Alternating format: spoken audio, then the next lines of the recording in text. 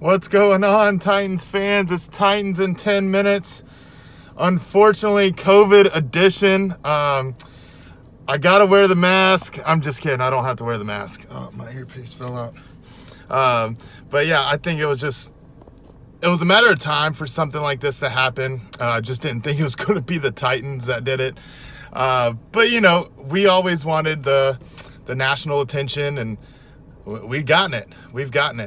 It's Sunday, the day that we were supposed to play the Steelers today, and unfortunately, this is our bye week. It looks like we'll be playing the Steelers later on in the season. I think it's end of October, but it looks like we're looking forward to the Bills for next week if we're able to play, or if our players are able to play. So far on the list, I believe it's Adam Humphries, Fulton, Big Jeff, unfortunately, Correa, Jones, and there'll probably be more to come here in the next couple of days. It's just unfortunate that the Titans had to be on the front force of that, but it is what it is. At least we're still 3-0, and if we're not able to finish out the season undefeated. No, I'm kidding. We definitely want to play all our games here.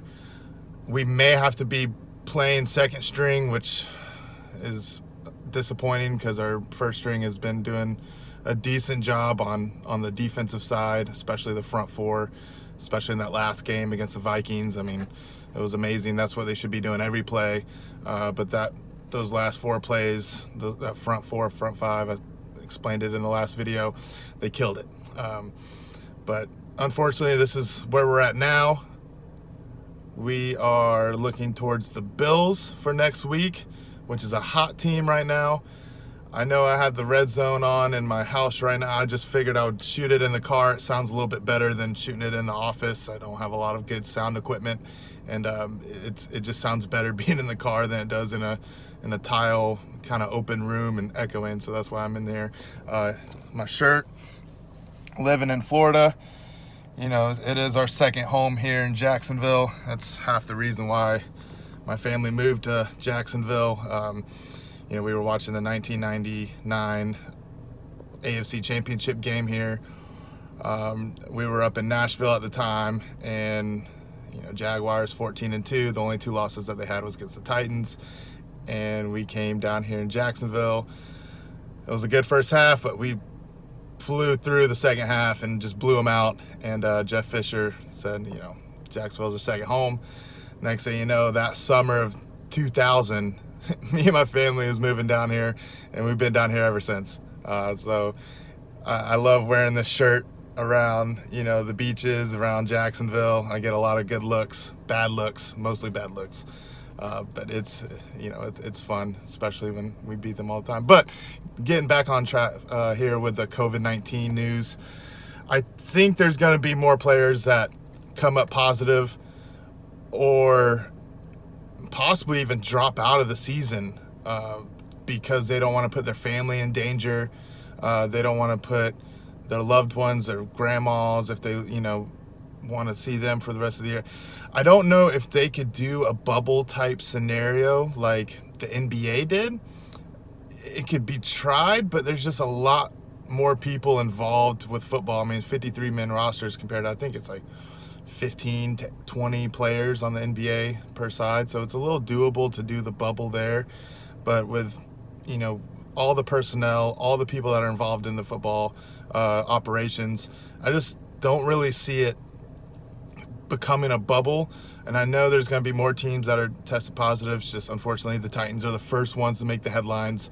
And honestly, in my opinion, week 3, we got pretty far than what we expected. I was expecting personally, like week 1, start hearing all the news, but for us to get to week 3, it was at least we got 3 nail biter games in. I know we'll get more games in. It may not be with all our starters, but at least we'll see some more Titans uniforms out on the field sooner rather than later. And we're just gonna have to adapt. Like Coach Vrabel said, we will be ready. We will be ready. I believe him. I know he coaches everybody pretty much the same. If your number's called, be ready. You have a job, do your job. That's that Belichick style of coaching that he's, fortunately was able to witness during his career. And I honestly think people are going to be ready. They're going to step up. And if we lose a game, a lot of people are going to say, oh, it's because we didn't have our starters and this and that, blah, blah, blah. But if we win a game, then people are going to be like, oh, Coach Vrabel is one of the best coaches in the league. I mean, I think he is. If you just look at it from a NFL standpoint, from a non-biased standpoint, I think Coach Vrabel is definitely in the top 10 with a non-bias standpoint there. Titans standpoint, he's the best coach in the league, y'all. Like, he really is. He brings the energy. He brings the culture. I know Bill Belichick's probably technically the best coach in the league right now, but with the young, vibrant energy that Vrabel has and the way he gets on the field and into the trenches with the players, I mean, you got to respect that. Again, I think that's why Clowney signed with us, because he's familiar with Coach Vrabel and he understands the culture that he brings to the locker room, and that's why I think that was his final, go ahead to the Titans, move forward.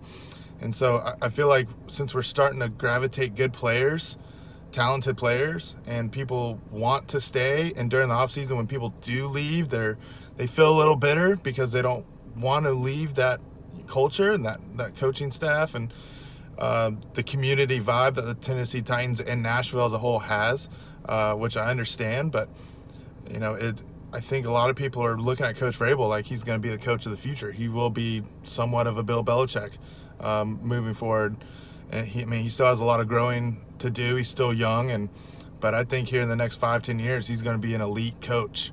And I just hope the Titans can stay with him, and I hope him and Amy and J-Rob can stick around, and we could just make a run almost for the next 5-10 years to the Super Bowl, or at least consistently playing in the playoffs and higher than 9-7, even though, I don't see that happening. But, it's been 4 years straight. But, hey, change is happening. I think it's good change. But unfortunately, going back to the COVID-19, this doesn't look like good change. From the standpoint, it looks like bad change. But I honestly feel like people are going to step up. They're going to, embrace that culture that Vrabel's put into the Tennessee Titans locker room. And I feel like we could beat the Bills, even if the Bills are fully on. Let's say they're 4-0 at this point by next week, and we'll have a couple players in and out. As long as we have our huge hitters like Tannehill, Derrick Henry, some O-line, Taylor Lewan may be out. We'll see. I know he has a shoulder injury. But, if we could have our center Ben Jones, if we could have Dennis Kelly, if we could have Jonnu Smith going up the middle all day, if we could have Corey Davis running those great slants and catching first down passes almost every third or second down, if we could just have those heavy hitters still playing for us, I think we are good. I think we're good, and we could go take the distance to the Bills. Again, we're not going to be the only team that comes across this COVID-19 nonsense, but we're going to have to adapt, and the next player is going to have to step up. And I feel like Vrabel can really do that and really bring in that energy, even if it is practice squad people or second string, possibly even third string. But take it for what it is. If we do come out, we do put up an L. We're still 3-1 technically. We were able to use a bye week and get people that were kind of dealing with some non-preseason injuries. Hopefully Adoree Jackson can come back week 4, really help against Josh Allen and, that Bills offense, which they're killing it right now. They're doing a great job. What I'm mostly worried about is that front 4 not being able to play and Josh Allen just ripping 10 to 20, 30-yard runs every 2 or 3 plays, scrambling. So that's one thing I'm worried about. That's the only thing I'm really worried about. It's that front 4 not being able to get Josh Allen. He just has all the time in the world, and then he could just scramble and run around and get first down, like almost like a Patrick Mahomes. I don't want to, use him as a as a comparison because Patrick Mahomes is on a whole different level, but Josh Allen, man, he's killing it. He's gonna kill us, and we always struggle against scrambling quarterbacks, always, except for the Baltimore Ravens last year, boy. Okay, I'm starting to ramble now. It's been 10 minutes, but I just wanted to hop on here. It's 2:17 Eastern, so there's a lot of football going on right now. Just watching the red zone inside, but I wanted to hop on here, say hello to my fellow Titans fans. Just say tighten up another time, no matter if it's a bye week, no matter if the whole team's on COVID restriction and we're playing games in February and that's supposed to be played in December. We are going to make noise. We're going to make it happen. And with the coaching staff and the culture that we have in Tennessee, starting with Amy, going down to J-Rob, going down to Vrabel and all the other supporting staff, I think the players are going to step up, and I think we could be 4-0 next week against the Bills. So I'll let you guys run. It was nice talking with you. Tighten up. Hit the like, subscribe, whatever. I don't care. I'm just doing this for fun. And I will talk to you guys later on next week. Go Titans. Tighten up, baby. Woo!